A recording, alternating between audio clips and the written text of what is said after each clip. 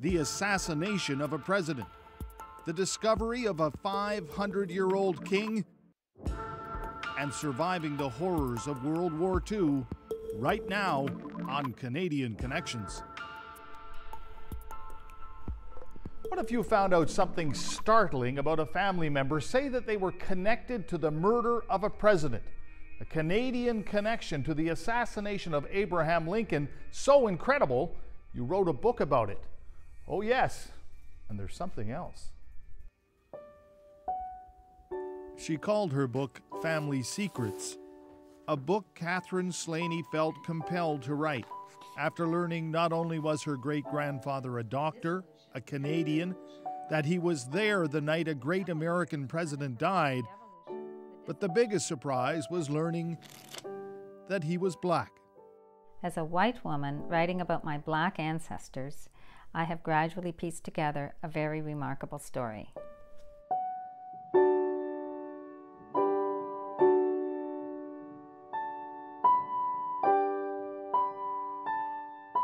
As a young girl growing up in southern Ontario, Cathy Slaney knew nothing of her black heritage. It was never spoken of by her father or anyone else. It was just kind of funny that within one generation, it was whisked under the carpet and became a secret. If anything, I am a little bit embarrassed that I don't really have a personal stake in my black history, nor did I know very much about it. And this was his. And this was his. But in later years, as she learned more about the man who owned this sword, through her great-grandfather's archival papers and journals, she uncovered a family journey that involved discrimination, civil war, and ultimately, the assassination of a president. It was 1863, and the not-so-United States of America were tearing themselves apart. Civil war raged. Among other things, black slavery hung in the balance. A young Anderson Ruffin Abbott was ready to serve. He had enjoyed a life of privilege, at 23 graduating from the University of Toronto as Canada's first black medical doctor. But he knew about the discrimination his father had faced back in the States, and he was determined to help Lincoln's cause. Having the ability to actually, in his mind, hopefully be able to make a difference. Affect the change. Yeah, because he really, felt it was a privilege to be able to be in that position, and he used it to the best of his ability. When Canadian Connections returns, Canada's first black doctor goes to war, and the Confederates invade Canada. Did the man who shot Lincoln hatch his plot in a Montreal hotel?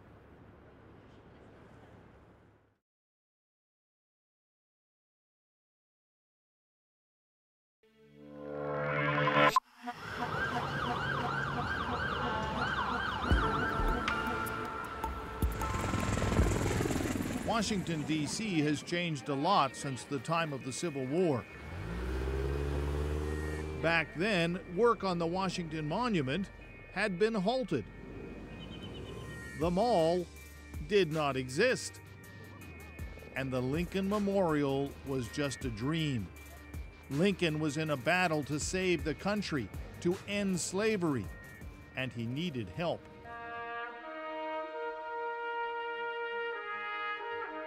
They came mostly from the South, but they would come up, a lot of them from Virginia, and they would come up here. A lot of them were sick, so they went immediately into the hospitals. Historian Jill Newmark is talking about escaped fugitive slaves, many of whom wanted to fight to help Lincoln's cause, most who wound up here on this ground in Northwest Washington, sick or starving. The contraband camp, later known as Freedman's Hospital, offered some relief, but not much. If one person was sick, they all got sick. Everybody got sick. They really didn't have a very good source of clean water. Right. And so it was into this atmosphere that Dr. Abbott started doing some of his work. Exactly. And he came here after Alexander Augusta. He followed him here, and he was the assistant surgeon, one of the assistant surgeons. Dr. Anderson Ruffin Abbott, the young Canadian doctor, became one of only a handful of black surgeons in the entire Union Army and took over running the hospital. Abbott was still only in his mid-20s, but his reputation as a hospital administrator was well known. Overseeing a hospital at that age, amazing. Yes, and he was very well respected by his peers and also by the white supervisors. Many of them wrote letters saying that he was the best administrator they had had in the hospital. So he did a really miraculous job. Meanwhile, the war raged on. The South was faltering. But in unlikely places like Montreal and Toronto, the Confederates found a sympathetic ear, traveled here frequently, even made plans to turn the tide of the war. I think the bank was here, wasn't it? From the picture I saw, this is Wellington and Scott? Yeah, it's probably where it was. Yeah. The bank was the Ontario Bank, a place where Confederates did business. Even John Wilkes Booth, Lincoln's eventual assassin, had a bank account here. The Confederates liked Canada. They loved Canadians. They thought the Canadians were like them. And writer Adam Mayer says Canadians like them. They feared the aggression of the North and what would happen when the war ended, a fact that didn't go unnoticed by the South. By the third year of the Civil War, it was pretty much very difficult for the South to see a way to succeed. But what they thought was if they started a two-front war and could drag Canada into it, then Lincoln might sue for peace. Wednesday, October 19th, 1864, not 30 kilometers from the Canadian border in St. Albans, Vermont. That's exactly what the Confederates had in mind. They hoped a skirmish would attract the attention of already nervous British and Canadian officials, maybe even get them to take up arms against the Union. They had guards blocking that street Right. down there and over there on Kingman To Street. seal it off. Historian Don Miner is 92 now. He grew up with the story of the raid. The plan was simple. Herd the townspeople into the park, rob all the banks, use a chemical called Greek fire to try and burn the town down, then ride for Canada. The raids lasted only about 15 minutes, and they got a total of $208,000. $208,000. Which would have been one hell of a lot of money. It was a plan that was doomed to fail. After crossing the border, the British felt obligated to arrest the raiders, but they were treated like guests, not prisoners, wined and dined. Here they are posing for pictures in front of the Montreal courthouse. None of them ever were convicted. And the money? So did they ever get any of the money back? Yeah, they did. When the war was over, then they settled with the United States and gave back $50,000. We're still short a few dollars here. Yeah. Somebody got rich. Somebody did. Around the same time, late in 1864, there was another Confederate walking those very same Montreal streets, the man who would become Lincoln's assassin, John Wilkes Booth. A great actor, Booth performed regularly in Montreal, stayed at the posh St. Lawrence Hall, and occasionally liked to shoot his mouth off. He was drinking hard one night at the St. Lawrence Hall, playing pool. He said to somebody else at the bar, he said, it doesn't matter who wins the election, because Abe's goose is cooked. Goose is cooked. And this was later fleshed out and printed in the Hamilton Times, a paper that doesn't exist, picked up by the New York Times, and that also fueled the Canadian conspiracy. Was the conspiracy to assassinate Lincoln first hatched in Canada? The war was all but over, the Confederate Army in ruins. Canadian Dr. Anderson Abbott had made quite a name for himself in Washington, even achieved the honorary rank of captain, and eventually even moving in the same circles as the president himself. Abbott had become good friends with Mary Lincoln's dressmaker and lady-in-waiting, Elizabeth Keckley. a friendship that may have led him to being one of the first black men ever to attend a levee in the White House. Abbott, in his memoirs and notes, talks about that. Historian Jill Newmark. He says something to the effect that, you know, something could have fallen through the skylight and it would have been less of a dramatic effect than them walking through the White House and greeting the president. People partying in front of them. I think they did.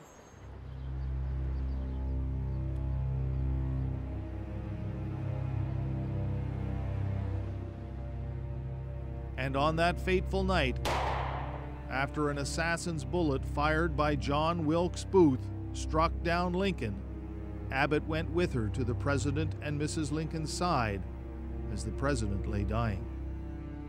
He was very, quite devastated, and I think took a lot of time afterwards to write about it. I think he personally grieved deeply for not only Mr. Lincoln, but also for the cause and the many people that were about to suffer, you know, as things unfolded. It was something Catherine Slaney's great-grandfather didn't write much about, his relationship with the president and what unfolded that night. But after her husband's funeral, Mary Lincoln did something that spoke very clearly about the relationship Dr. Anderson Abbott had with the now dead President of the United States, giving him the president's personal shawl. There it is there. The shawl Lincoln wore to his inauguration. Rosemary Sadlier of Ontario's Black Historical Society. I think it speaks to the relationship, but it also speaks to the reality that in Lincoln's final hours, it was Abbott who tended to him. It was Abbott who attempted to save his life. It was Abbott who tried to find comfort for this man who was clearly on death's door. And I think that, you know, in honor of that and as a way of trying to find something really meaningful to give to Abbott, she wanted to give him something really special. Kathy now thinks his silence may have been out of respect to protect the relationship he had with the great man. Maybe he was deferring to a code of, I want to respect his privacy. Mm-hmm. I think so. I think there was a lot that went unsaid and unwritten on his part. For that reason. For that reason.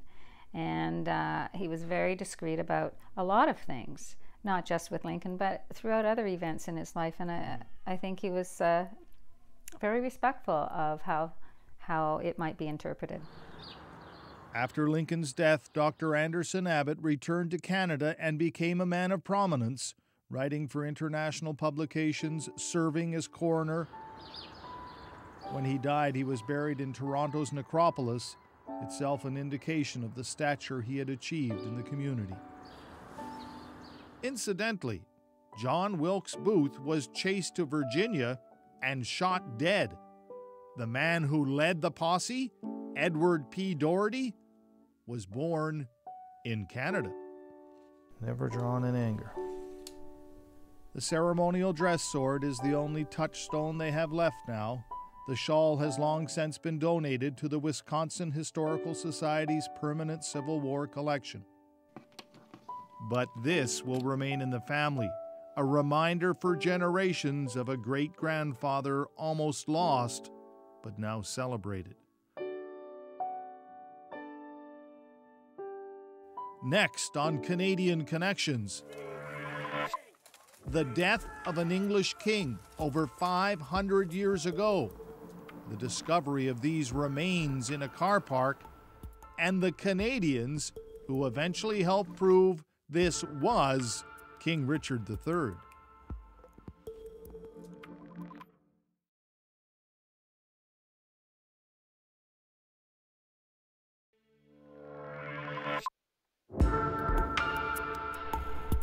This is a piece of oak, good, solid English oak, used to make a coffin for a king. An English king with a Canadian connection and a mystery that goes back over 500 years.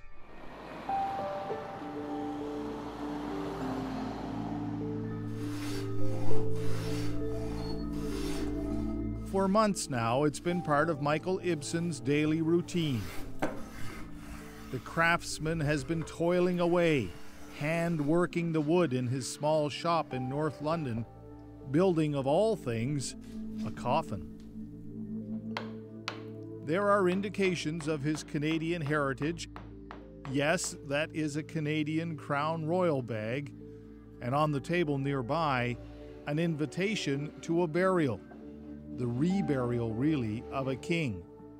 But this is no ordinary king. This king, King Richard III, was the stuff of legend. And oh yes, he just happens to be family.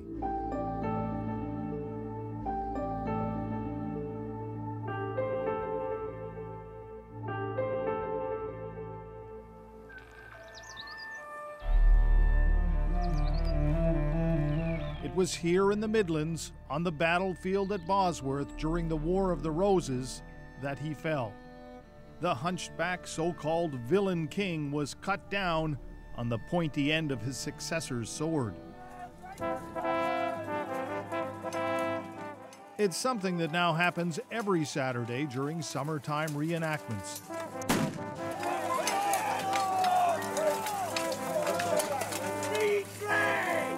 As Shakespeare put it, my kingdom for a horse. But Richard lost his steed in battle, and he was cut down, falling dead on the ground. The last English king to die on the field of battle in Britain.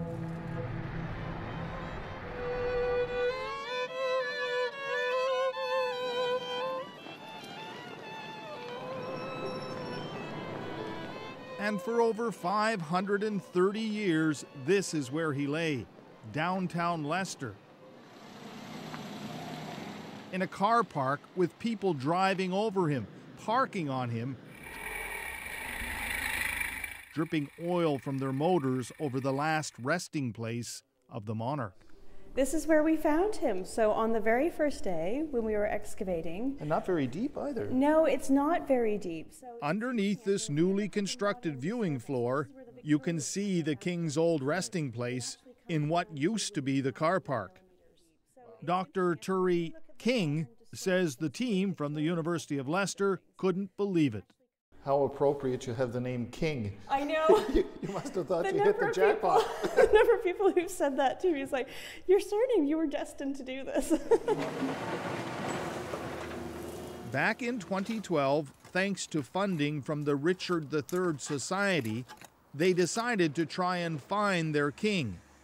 Even before this was a car park, it was the site of the Grey Friars Church, but it had long since been destroyed and built over. On the very first day, digging for mere hours on a renewed hunt for Richard's remains, they stumbled on the king. At least they thought it was him.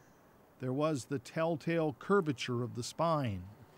The world first, the in situ remains discovered by University of Leicester archaeologists in the choir of the Grey Friars Church and excavated on Wednesday, the 5th of September 2012. It was an extraordinary discovery that stunned all of us. It was enough to attract the attention of the world press, and the one king's suspected remains were destined to make Dr. King famous. You see, not only does she have a background in archaeology, Dr. Turi King is also an expert in genetics and ancient DNA. How does it feel presiding over probably one of the greatest royal mysteries in recent history? Yeah, it's been a really amazing project. Very high pressure, a lot of public interest, but really amazing project to be involved in. I'm really lucky. Luck had already played a huge role just finding the remains. But now science would take over. Richard III had no descendants, but mitochondrial DNA was passed down through his sister, Anne of York. I was basically sequencing all of the mitochondrial DNA and looking to see if that sequence matched in Michael and in the skeletal remains. Not on like fingerprint matching sort of. Yeah, kind of. Yeah, but using DNA. Yeah. Different sort of way. Yeah. So how do you find DNA in bones that have been sitting in the ground for 530 odd years. Well, we really had no idea if we would find DNA in the bones. So what happens is after death, our DNA whilst we're alive is in nice long strands. After death it's degrading, it's breaking down into tiny, tiny little fragments, and there's not very much left. Yeah. So the first thing was to see if I could even get any DNA out, and then target that mitochondrial DNA. If that DNA could be extracted, in this case from a royal molar, finally, looking for that needle in a royal haystack, a match to a living relative would prove beyond a shadow of a doubt these were King Richard III's remains.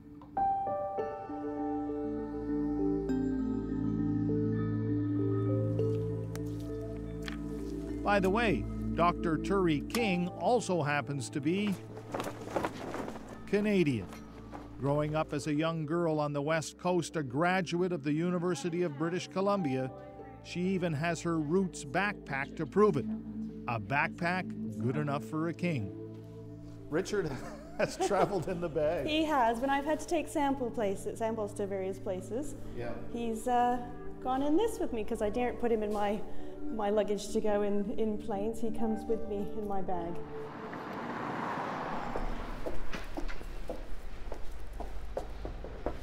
No. Today, that same bag is carrying something else. For your birthday. Birthday cake for Michael. You see, not only have they become good friends, Michael is the missing genetic royal link to King Richard III they were looking for. I am a 17th generation nephew. So that's nephew 17 times removed? Yes, yeah. It was through his mother Joyce that the mitochondrial DNA link was found. So there am I with my brother and sister. Right. This is my mother, and this is the line all the way back to Anne of York. So are you fascinated by all this, or? Oh yeah. It's been interesting. I think you have royal blood running through your veins. Well, I'm not sure about the blood. Maybe a bit of DNA. Well, it's all together, isn't it? It's all together, yeah. It would take this Canadian connection to answer the question once and for all. Give me lots of cheek cells from which I can extract DNA from. Mm-hmm. Michael provided Dr. King with a DNA swab. A microscopic comparison soon confirmed the genetic royal link. And I got up and I did a little dance around the lab because I just thought, oh my goodness. This is really looking like. Here is the DNA sequence, or part of the DNA sequence from Michael Ibsen. And this is that of the second lineage. As you can see, they did indeed match one another. And then she told the whole world. But that wasn't her favorite moment.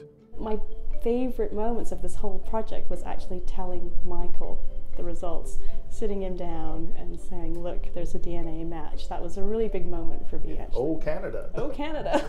Yeah. It's all led to a royal explosion of sorts. My young cousin, Richard, Duke of Gloucester. There's a new interpretive center in Leicester, where people can learn, for example, that King Richard was the first to introduce weights and measures, or to translate books like the Bible into English, or that he died a rather gruesome death. So he had quite a number of injuries, eh? He did. He had 11 wounds, but 9 of those were on his head. Somebody really wanted him dead. Yeah, really.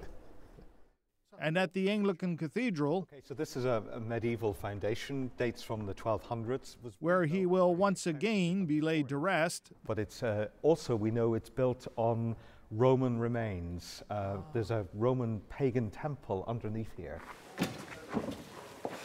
They have just finished spending over $3 million, close to £1.5 million on his new tomb. The tomb is going to be through the screen. But this is a computer-generated model. They wouldn't let us see the real thing. The very Reverend David Monteith says it's all about privacy for the workers. But it's all kept completely top secret at the moment. And that's because? Well, because they need to get on and work. There's a practical reason, but also I think there's a sense in which, you know, you want to have a real moment of reveal when the king is laid at peace. All is put in place to secure his safety of his remains for a long time, and then it's open to the public. It has nothing to do, insists the Dean, with the reported check cut by a British TV channel for exclusive rights to the funeral. Outside, some folks are happy that Leicester is being put on the map. I think it's quite good for the city, personally. Others think it's a little bit silly. A little bit silly. He's being paraded around for a bit and then buried again, is that right? Yeah, it makes you wonder why he's been dug up to then be buried again. Back in Michael's wood shop, ooh, that's heavy. He had just finished making the coffin fit for a king. From the coffin? From the coffin. And it's oak, yeah. It's English oak, Herefordshire oak, actually. In Herefordshire, oak is considered the best. Wow. Well, so when you try and lift one that. Oh yeah, no, I don't think I'm going to be doing that. Yeah.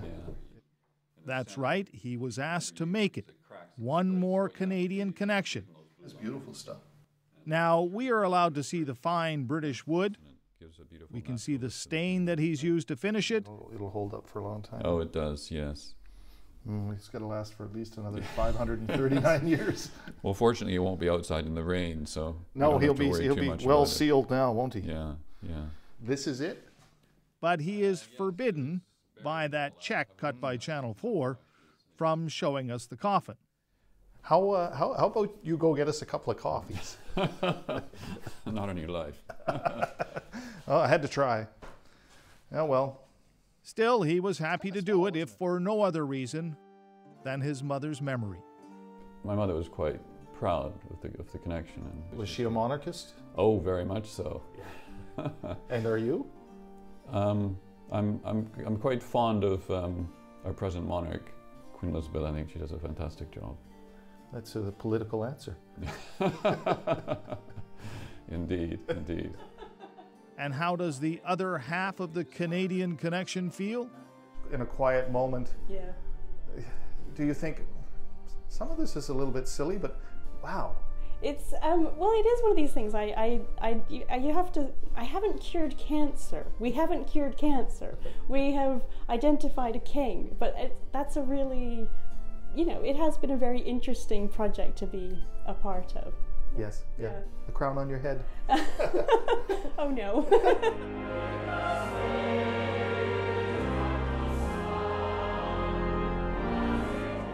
Finally, the coffin was revealed, and what followed was a burial fit for a king.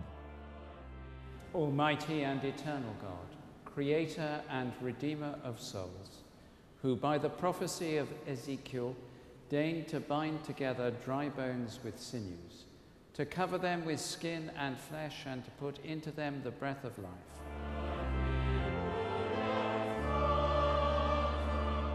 The Queen sent Sophie, Duchess of Essex, as her representative, and the King's distant cousin, actor Benedict Cumberbatch, attended and read a poem specifically written for the occasion by Britain's poet laureate. My bones, scripted in light upon cold soil, a human braille. My skull, scarred by a crown, emptied of history. And we now commit his human remains to the ground, earth to earth, ashes to ashes, dust to dust.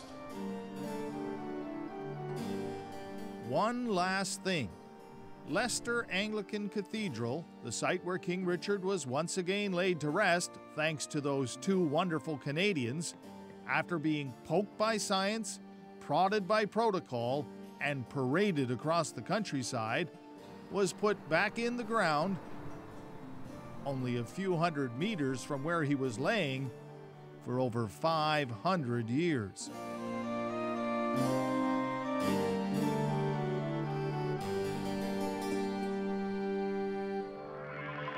Next on Canadian Connections, an incredible tale of survival, shot down near Paris, delivered into the hands of the SS, fighting for his life in the horrors of Buchenwald.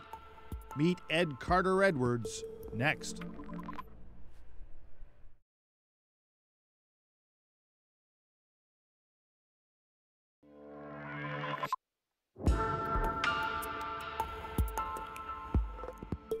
This piece of metal is part of a World War II aircraft, a Halifax bomber shot down during the Second World War just outside of Paris.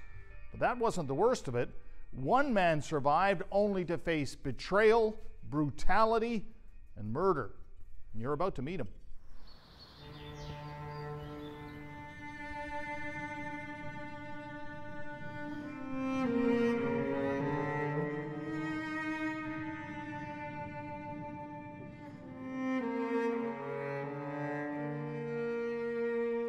How do you reconcile what you've seen?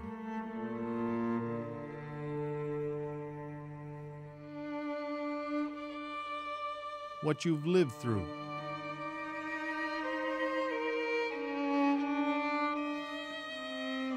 An evil that is indescribable.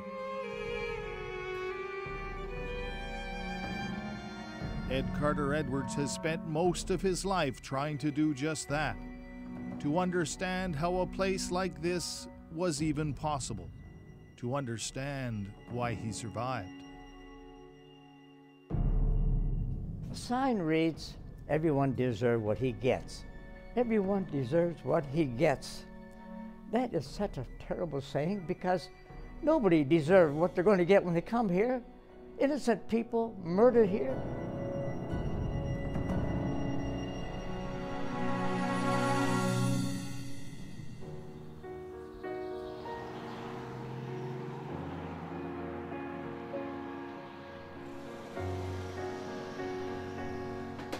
Is it ready yet? Yeah, I think the water boiled, yeah.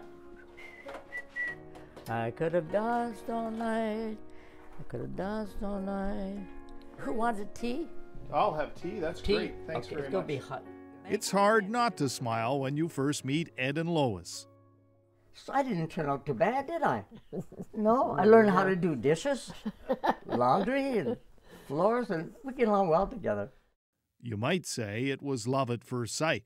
Well, she had nice legs, and she had a little wee tiny skirt, and a nice little bum.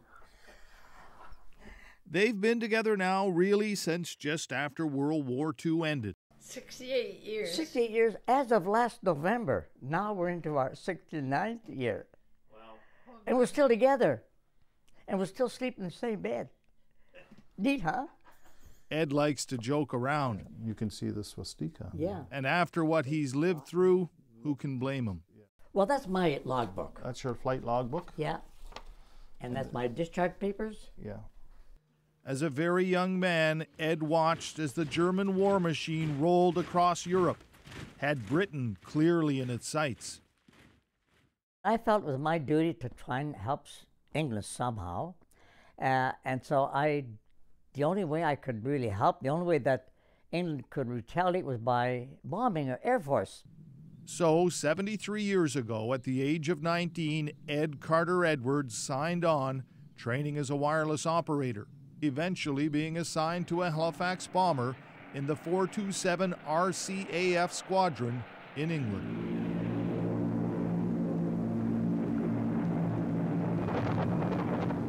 He had already completed 21 successful bombing runs, many of them to bomb Berlin, when in June of 1944, he found himself inside the Halifax bomber, about 50 kilometers west of Paris, on fire and going down fast. I plugged in the intercom, and I heard the pilot say, "Bail out! Bail out! We're on fire!" I looked out my window. The whole left wing was a mass of flames. He survived the bailout and managed to connect with the French underground, but while trying to work his way back to Britain, an informant handed him over to the brutality of the Gestapo.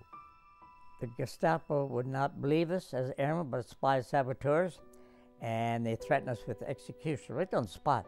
I had this Luger jab right between my eyes. He smashed me over the head, knocked me down. "Get up!" It would be the beginning of what Ed calls his journey into hell, to the largest concentration camp in Germany, the place where he should have died, the place he's about to head back to. This barbed wire was part of the barbed wire that encircle I and the other 167 other Allied in 1944. It's something that creates emotions for me because of what it represents.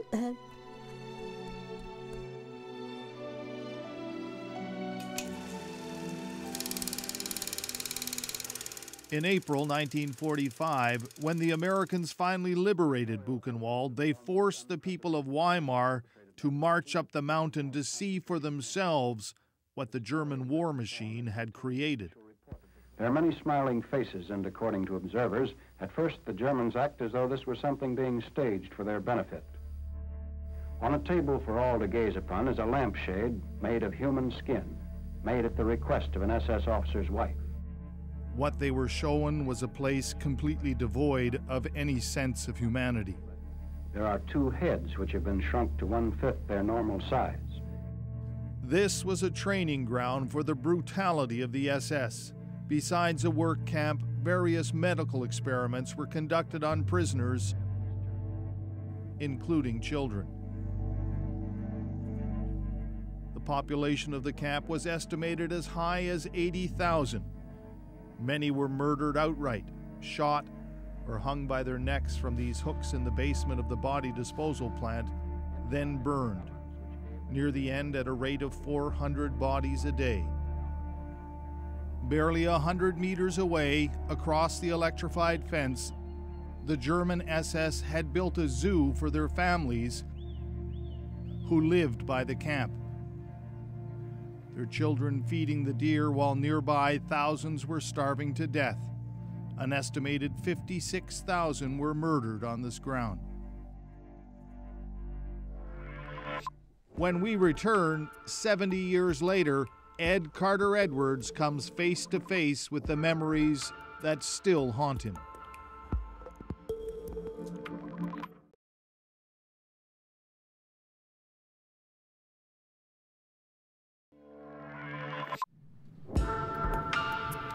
Buchenwald concentration camp was the largest in Germany. Today, it still stands as a memorial to those who perished here. People wander the grounds, trying to absorb the evil that unfolded here. Everywhere you go, you find this terrible history. Do you feel shamed for that? Yes, I feel ashamed a little bit, yeah. 70 years later, a large monument sits where the bodies and ash were found in mass graves on top of the mountain, overlooking the community of Weimar.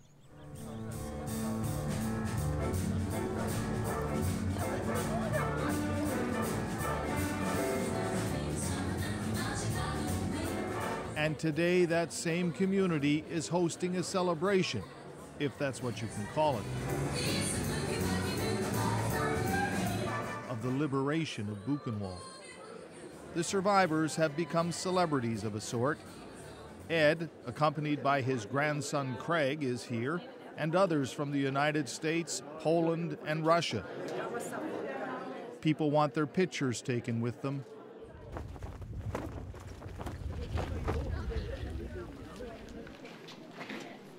The camp itself has become a tourist attraction. Throughout the weekend, there are politicians and speeches and ceremonies. At the Hotel Elephant, which was Hitler's favorite hotel, Ed steps onto the balcony where the Fuhrer used to rally the faithful, and they came in their thousands to hear him. This is where one of the most evil men in the whole world stood in the late 30s, early 40s.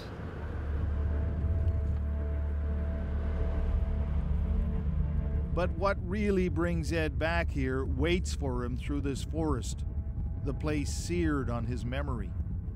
It's hard to believe.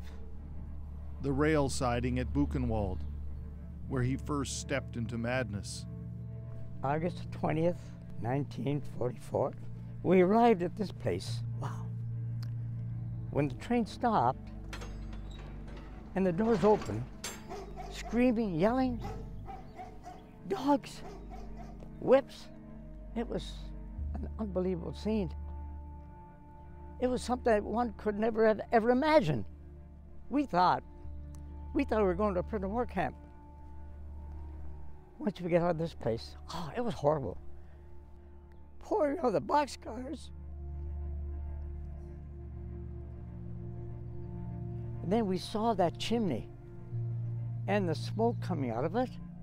We had no idea what was going on, but we could smell the stench of that smoke as we walked along. And then we heard somebody say, "That's a crematorium." It was so depressing. It just made me feel as if it was the end of the world. It was the end of our world. How could people be so cruel, so savage, so brutal?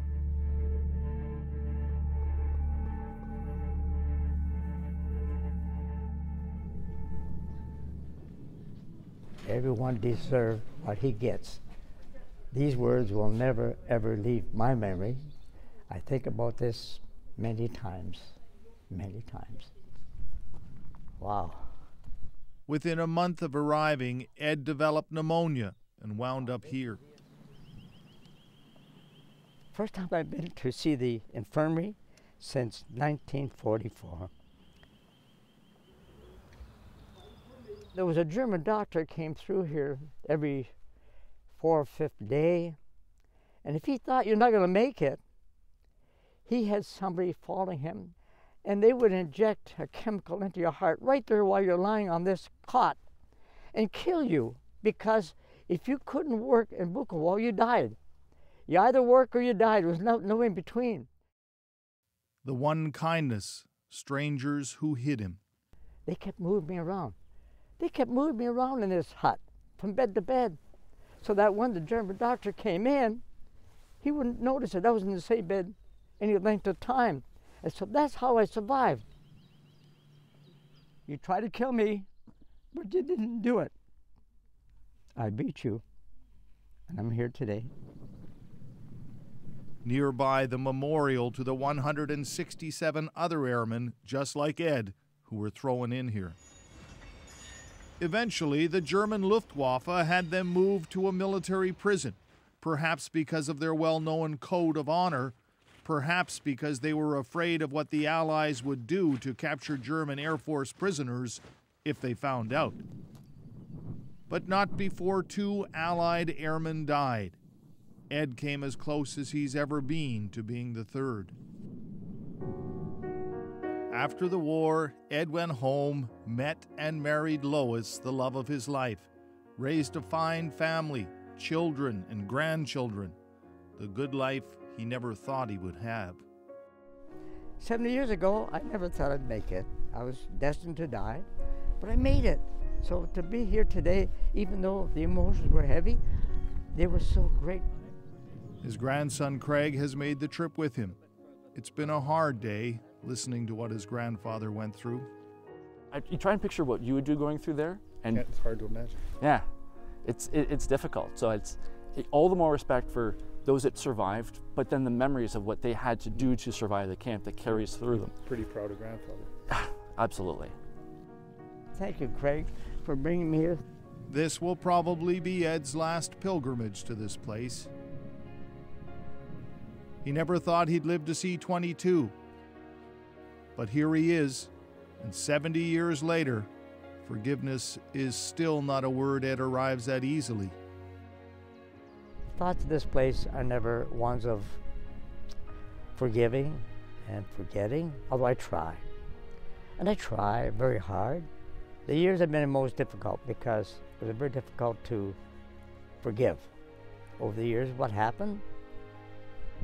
But I think I've mellowed to a point where I'm prepared to forgive.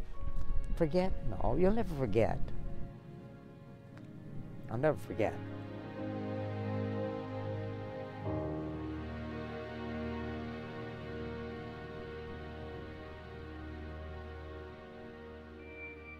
I'm Red Sherren. Thanks for watching. We'll see you again soon.